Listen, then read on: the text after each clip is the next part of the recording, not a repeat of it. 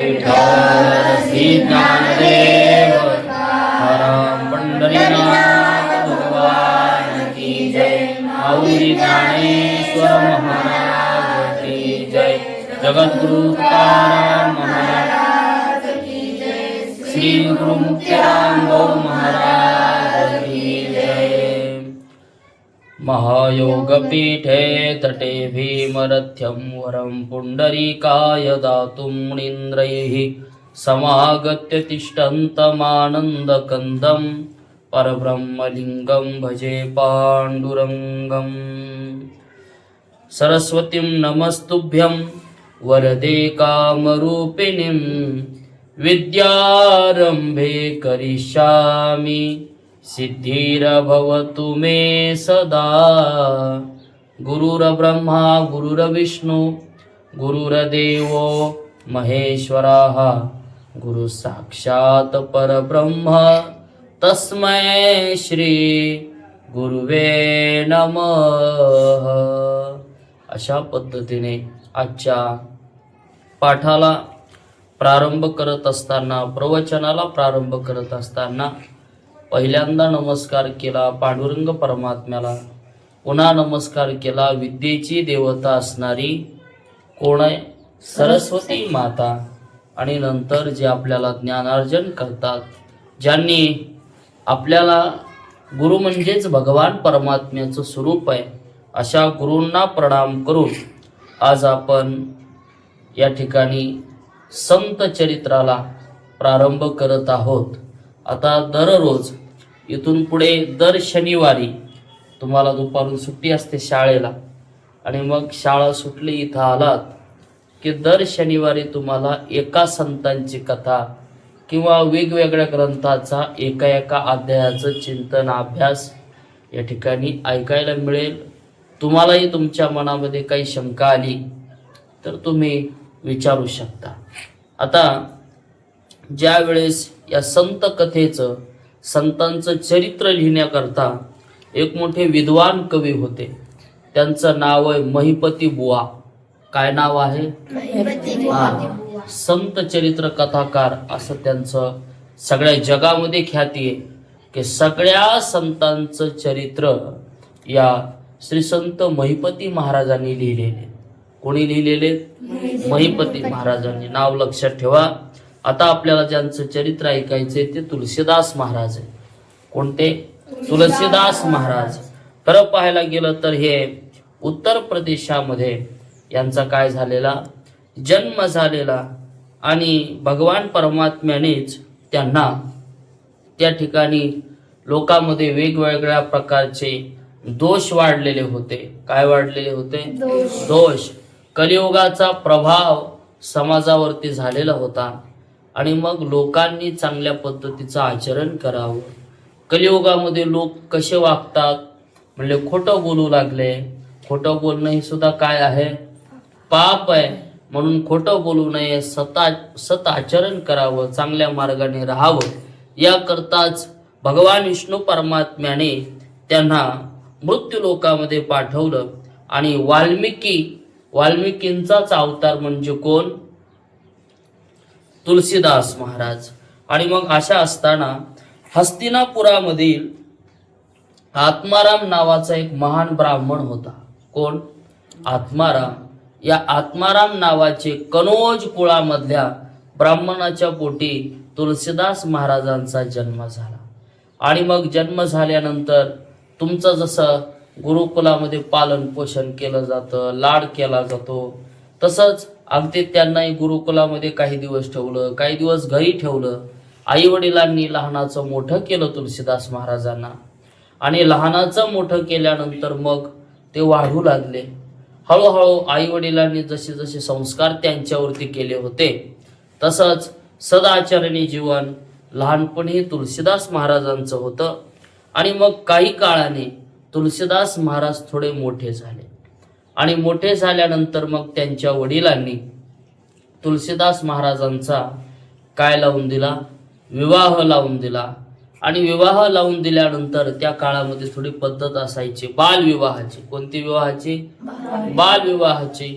तुलसीदास महाराजांचं लवकरच विवाह सोहळा संपन्न झाला आणि लग्नाला योग्य झालेले पाहिल्यामुळे आणि मग त्यांच्या पत्नीचं नाव होतं ममता.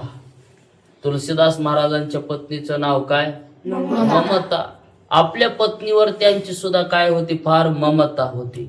आणि मग एवढी ममता असताना सुद्धा पतिव्रता स्त्री खूप आपल्या बायकोवर तुलसीदास महाराजांचं काय होतं?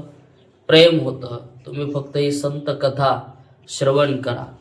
आणि मग प्रेम असताना एवढं प्रेम त्यांचं आपल्या पत्नीवर होतं की ते घर सोडून कुठंच जायचे नाहीत, बायकोला सोडून कुठंच राहायचे नाहीत. महाराज शेतात चालले बायको सोबत, कीर्तनाला चालले बायको सोबत, भजनाला चालले बायको सोबत, कुठंही चालले की तुलसीदास महाराजांच्या सोबत कोण असायचं? त्यांची बायको असायची. वियोग ते होऊच देत नव्हते. वियोग म्हणजे काय? की दूर जाऊ देत नव्हते. आणि एके दिवशी त्या ठिकाणच्या राजाबरोबर तुलसीदास महाराजांना सोबत घेऊन गेला तो राजा. कारण तुलसीदास महाराज कधीच माहेराला आपल्या बायकोला काय करत नव्हते? पाठवत नव्हते. मग एके दिवशी घटना घडली. बघा, संतांच्या जीवनामध्ये, प्रत्येकाच्या जीवनामध्ये काहीतरी घटना घडल्याशिवाय माणसाला बोध प्राप्त होत नाही. आपल्याला ही सगळी कथा का पाहायची? तर तुलसीदास महाराज संत पदापर्यंत कधी पोहोचले, कधी त्यांना वाटलं की आपण देवाची भक्ती करावी. कारण पहिला गुरु जर तुलसीदास महाराजांच्या जीवनातला कोण असेल तर ती कोण आहे? त्यांची पत्नी आहे. आणि मग एके दिवशी ते राजाबरोबर स्वारीला गेल्यानंतर माहेरला गेले. आणि माहेरला गेल्यानंतर तुलसीदास महाराज रात्रीच्या वेळी घरी परत आले. आणि घरी परत आल्यानंतर शेजारीला सगळ्या लोकांना विचारू लागले, का हो, आमची पत्नी बघितली का? त्यावेळेस कोणी म्हणायचं, अहो त्या सांगून गेल्यात की माहेरला गेल्यात, काही दिवस 2-3 दिवस माहेरी राहतील आणि पुन्हा त्या परत येतील, तोपर्यंत तुम्ही आमच्या घरी राहा, आमच्या घरी जेवण करा. पण तुलसीदास महाराजांना चैन पडेना. रात्रीचे 12 वाजलेले आणि 12 वाजलेले असताना आकाशातून पाऊस पडू लागला, विजांचा गडगडाट होऊ लागला. आणि अशा गडगडाटामध्ये तुलसीदास महाराज रात्रीच्या वेळी धो पावसामध्ये विजा चमकत असताना नदी होती, नदीच्या पलीकडे तुलसीदास महाराजांची सासरवाडी होती. पूर आलेला होता नदीला. आणि नदीला पूर आलेला असताना सुद्धा तुलसीदास महाराजांनी मागचा पुढचा विचार केला नाही. आणि कुठलाही विचार न करता त्या नदीमध्ये मोठमोठे पुरात लाकडं काय होत होते? वाहून येत होते. आणि म्हणले, बघा बघा, माझ्या बायकोचं माझ्यावर किती प्रेम आहे. माझ्यासाठी माझ्या बायकोनं तिच्याकडं माहेरला येता यावं म्हणून तिनं काय पाठविलेत? हे लाकडं पाठविलेत. म्हणजे बसले तुलसीदास महाराज त्या पुरात वाहून आलेल्या लाकडा. आणि लाकडानं वाहत वाहत तुलसीदास महाराज कुठं पोहोचले? सासरवाडीमध्ये पोहोचले. आणि सासरवाडीमध्ये पोहोचल्यानंतर आपल्या घरी गेले. आणि घरी गेल्यावर सगळे दरवाजे रात्रीचे कसे होते? लावलेले होते, बंद होते. हाक कोणाला मारायची म्हणून मागच्या बाजूने गेले, एक खिडकी उघडी होते. आणि उघड्या खिडकीमध्ये जाऊन तुलसीदास महाराज म्हणू लागले, बघा माझ्या बायकोचं माझ्यावर किती प्रेम आहे. काय म्हणू लागले? माझ्या बायकोचं माझ्यावर किती प्रेम आहे. माझ्यासाठी तिनं खिडकीला दोरी बांधून ठेवली. आणि धरलं महाराज त्या सापाला धरून तुलसीदास महाराज खिडकीतून आत गेले. बायकोनं विचारलं, का हो मालक, एवढ्या रात्री पाऊस चालू आहे तरी तुम्ही कस काय आलात? हा, नदीला पूर आलाय म्हटले. अगं माहित नाही का, तू तर मला येता यावं म्हणून काय टाकले होतेस नदीत? लाकडं टाकले होते. तिला आश्चर्य वाटलं, मी तर लाकडं टाकले नव्हते, पण माझ्यासाठी हा माणूस जीव धोक्यात घालून कुठं आलाय? सासरवाडीमध्ये आलाय. अहो मालक, ठीक आहे, नदी पार करून आलात, पण आता तुम्ही या बंगल्यावर चढलात कसे? तुलसीदास महाराज म्हणले, तू माहित नाही का तुला, माझ्यासाठी तू दोरी बांधून ठेवलेली, त्या दोरीला पकडलो आणि वरती आलो. त्यांच्या पत्नीनं जाऊन बघितलं खिडकीमध्ये, तर दोरी होती का ती? मग काय लोंबकाळत होता? साप लोंबकाळत होता. तुलसीदास महाराजांनी त्या सापाला धरलेलं पाहिलं, तिनं डोक्याला हात लावला आणि बायको शिकू लागली. कोणाला? तुलसीदास महाराजाला, मालक एवढे स्त्रीच्या मोहामध्ये तुम्ही अंध झालात. जर एवढी पराकाष्ठा, एवढे कष्ट जर तुम्ही रामा करता केले असते तर तुम्हाला कोण भेटला असता? राम भेटला असता. रामाची प्राप्ती तुम्हाला झाली असती मालक. आणि तुम्ही माझ्यासाठी स्वतःचा जीव धोक्यात घातला. एवढा जर जीव तुम्ही रामावरून ओवाळून टाकला असता तर प्रभू राम तुम्हाला भेटले असते. असं तुलसीदास महाराजांना जेव्हा बायकोने म्हटलं ना, तेव्हा तुलसीदास महाराजांनी दोन्ही कानाला हात लावले आणि तेव्हा बायको पुढं तुलसीदास महाराजांनी काय जोडले? हात जोडले आणि सांगितलं, हे माते, आजपासून तू माझी बायको नाहीस, तर आजपासून माझ्या आयुष्यातली पहिली गुरु कोण आहे? ही त्यांची पत्नी आहे. आणि तिथूनच तुलसीदास महागारी फिरले. बायको आपल्याला शिकवते, पण आपल्याला ते कळालं नाही. आपण मोहामध्ये बुडून गेलोत.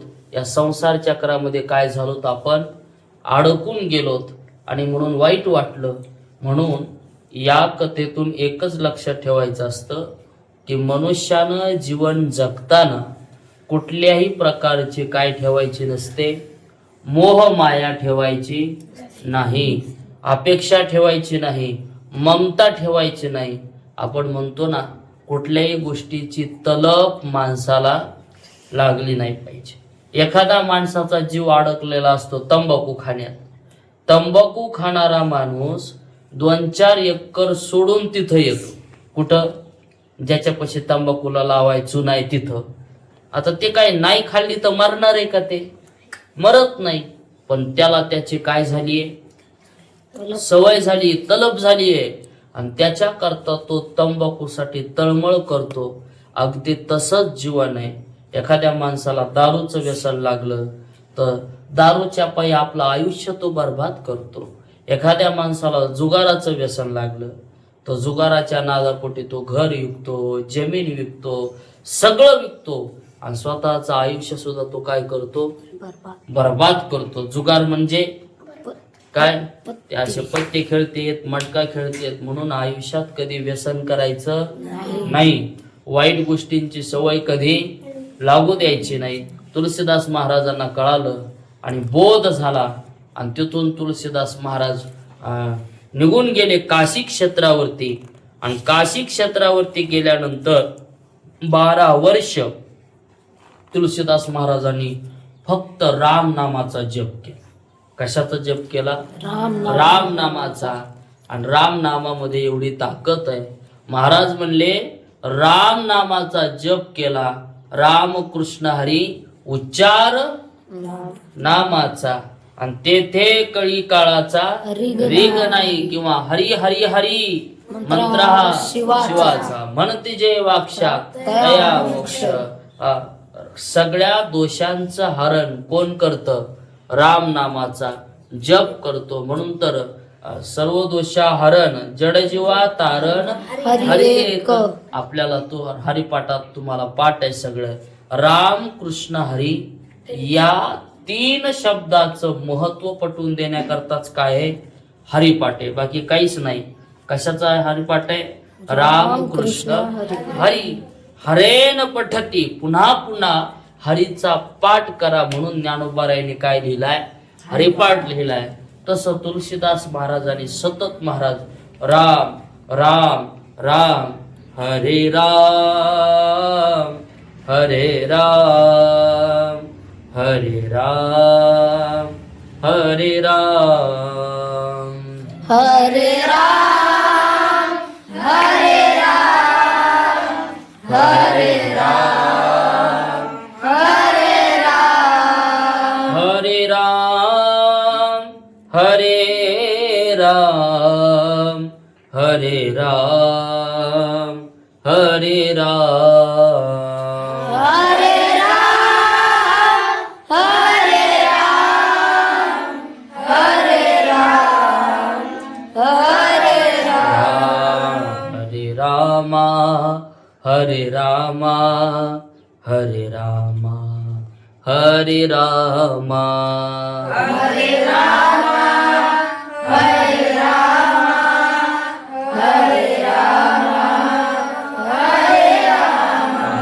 असा गोड जप भगवंताचं नामचिंतन त्यांनी महाराज करायचं. आणि तुलसीदास महाराजांनी राम नामाचा एवढी आवड लागली की त्यांचं मन आता राम नामाशिवाय बाजूला राहतच नव्हतं. जेवण जरी करायला बसलं तरी त्यांना काय आठवायचे? राम. रामच आठवायचे. सर्वागटी राम द्यादे एक सूर्यप्रकाशक सहस्ररश्मी. सर्वागटी म्हणजे सगळ्या जगामध्ये त्यांना आता कोण दिसू लागले? राम दिसू लागले. देहा देही एक बस सूर्यप्रकाशक. सगळ्या ठिकाणी चराचरामध्ये तुलसीदास महाराजांना रामाची व्याप्ती दिसू लागली. हळूहळू हळूहळू शरीरातले भाव प्रगट होऊ लागले आणि एक एक रोमामध्ये आता राम बसलेला होता. चराचरामध्ये अक्षरामध्ये तुलसीदास महाराजांना काय दिसू लागले? राम दिसू लागले. आणि मग एके दिवशी ते दररोज सकाळी उठले की प्रातःविधी करण्याकरता, त्या काळामध्ये आता जसे आपल्याला तुम्हाला इथे गुरुकुलात बाथरूम आहे तसं तेव्हा काय बाथरूम होतं का? म्हणलं नव्हतं. मग काय करायचं? पाणी घ्यायचं आणि बाहेर दिशेला जायचं. आणि बाहेर दिशेला गेल्यानंतर आपल्याला सवय असते, शिल्लक राहिलेलं पाणी तुलसीदास महाराजांनी एका झाडाच्या बुडाला टाकायचं. कुठं टाकायचं? झाडाच्या बुडाला. आणि ते शास्त्राचा असा नियम आहे म्हणे की शौचाला गेल्यानंतर शिल्लक राहिलेलं पाणी आपण जिथं टाकतो ते पाणी कोणाचं असतंय? ते तेवढंच पाणी फक्त कोणाला पिता येतंय? भूताला पिता येते. कोणाला? भूताला. म्हणून तिकडं बाहेर देशाला गेलं आणि शिल्लक राहिलेलं पाणी तुम्ही जिथं टाकतात ते पाणी कोण पितय? भूत पितय. तुलसीदास महाराजांनी सुद्धा महाराज 12 वर्ष तिथं जायचं, विहिरीतलं पाणी घ्यायचं, शौचाला गेलं की तिथं टाकायचं. आणि टाकलं की 12 वर्ष भूताला काय प्यायला मिळालं? पाणी प्यायला मिळालं. दुसरं कुठलंच अन्न पाणी त्या भूताला पिता येत नाही. आणि मग ते खुश झालं ना भूत. आता तुम्हाला सुद्धा एखाद्याला जर खायला दिलं की तुम्ही खुश होतात का नाही? माणसाला खायला दिलं की कोणीही खुश होत आहे. आता त्या भूताला की मजाच वाटायची. म्हणले मस्त जमलंय. महाराज येते सकाळी सकाळी, आपल्याला भूक लागत नाही, पाणी टाकते, प्यायला भेटतंय. भूत खुश झालं महाराज. आणि भूत खुश झाल्यानंतर भूताची कृपा झाली कुणावर? तुलसीदास महाराजावर. भूत समोर उभा राहिलं. महाराज घाबरले. म्हणजे भूताचं काय काम आहे?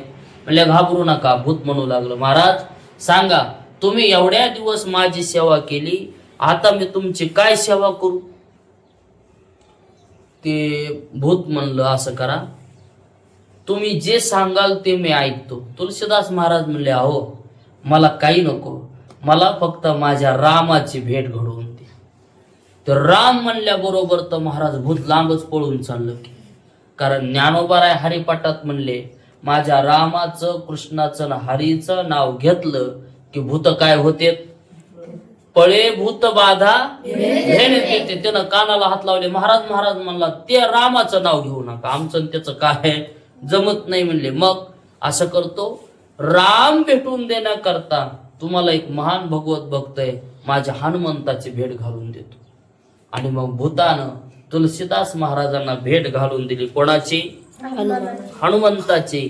आणि मग हनुमंताने त्या ठिकाणी महाराज रामाला दर्शन करून देण्याकरता हनुमंतरायाची कृपा तुलसीदास महाराजांवरती झाली. आणि मग ते वाल्मिकांचाच अवतार असल्यामुळे प्रत्यक्ष रामदर्शन घडवण्याकरता हनुमंतरायाला विनंती केली. आणि विनंती केल्यानंतर पुन्हा एवढी तुलसीदास महाराजांना गोडी लागली रामचरित्राची की तुलसीदास महाराजांनी गोड ग्रंथ लिहिला. त्या ग्रंथाचं नाव आहे काय? रामचरित मानस. अर्थात लक्षात ठेवायचं, रामचरित मानस या ग्रंथाचे लेखक कोण आहेत? तुलसीदास महाराज. तुलसीदास महाराजांनी रामचरित मानस लिहिलं. आणि अजून आपण दररोज हनुमंताचे कौतुक करतो, हनुमंताची स्तुती गातो. त्याला आपण काय म्हणतो? हनुमान चालीसा. ती हनुमान चालिसा सुद्धा कुणी लिहिलेली? तुलसीदास महाराज. तुलसीदास महाराजांनी लिहिले. आपण म्हणतो ना, हरी तुलसीदास सदा हरी चेरा, की जे नाता हृदय महंडेरा. ऐकी नाही, तुलसीदास महाराजांनी हनुमान महाराजांची, हनुमंताची हनुमान चालिसा लिहिली. असे महान तुलसीदास मारुतीरायाने महाराज त्यांना प्रभू रामचंद्राचं दर्शन घडवलं आणि पुन्हा मग त्यांनी सुंदर अशी त्या ठिकाणी अनेक वेळा तुलसीदास महाराजांच्या रामचरित मानसाची काय झाली, परीक्षा घेण्यात आली. आणि परीक्षा घेण्यात आल्यानंतर सुद्धा तुलसीदास महाराजांचा ग्रंथ रामचरित मानस सर्वश्रेष्ठ ठरला. अशा प्रकारे तुलसीदास महाराजांचं चरित्र सुद्धा फार मोठं आहे. आणि मग तुलसीदास महाराजांच्या कथेमध्ये हेच मथुरेमध्ये प्रियादास नावाचा एक ब्राह्मण राहायचा.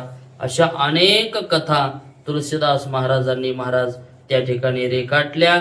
आणि तुलसीदास महाराज भगवान परमात्म्याशी एक रूप झाले. पुंडलिक वरदारी विठ्ठल ज्ञानदेव तुकाराम, पंढरीनाथ भगवान की जय, माऊली ज्ञानेश्वर महाराज की जय, जगद्गुरु तुकाराम महाराज की जय, श्री गुरु मुक्तीराम भाऊ महाराज की जय. अशा पद्धतीने आपण थोडक्यामध्ये तुलसीदास महाराजांचं चरित्र खूप मोठं आहे, पण तुम्हाला एका एका संताची माहिती व्हावी म्हणून थोडक्यामध्ये या ठिकाणी तुलसीदास महाराजांचं चरित्र आपण पाहिलं. आता पुढच्या शनिवारी तुम्हाला नामदेव महाराजांचं चरित्र आपण सांगणार आहोत. पुढच्या शनिवारी तुम्ही थोडंसं वाचन करायचं आहे. आता इथून पुढं 8 दिवस नामदेव महाराजांबद्दल तुम्हाला जेवढी काही माहिती करता येईल, नामदेव महाराजांचा गाथा, नामदेव महाराजांचं चरित्र खूप मोठं आहे. या एका एका संतांच्या चरित्रावर 8 दिवस कथा करता येते. किती दिवस? 8 दिवस. चरित्र एकाच आणि कथा किती दिवस? 8 दिवस. असे महान जीवन या संत महात्म्याने जगलेलं आहे. त्यांचं चरित्र आपण काय ऐकायचं, तर त्यांनी जसं जीवन जगलं, त्यांचं जीवन कसं आहे, आदर्श जीवन आहे, त्यांच्यातलं थोडं तरी आपल्यात काहीतरी उतरावं म्हणून तुम्हा सगळ्यांना या ठिकाणी आज आपण तुलसीदास महाराजांचं चरित्र पाहिलं. पुढच्या शनिवारी कोणाचं? नामदेव महाराज. नामदेव महाराजांचं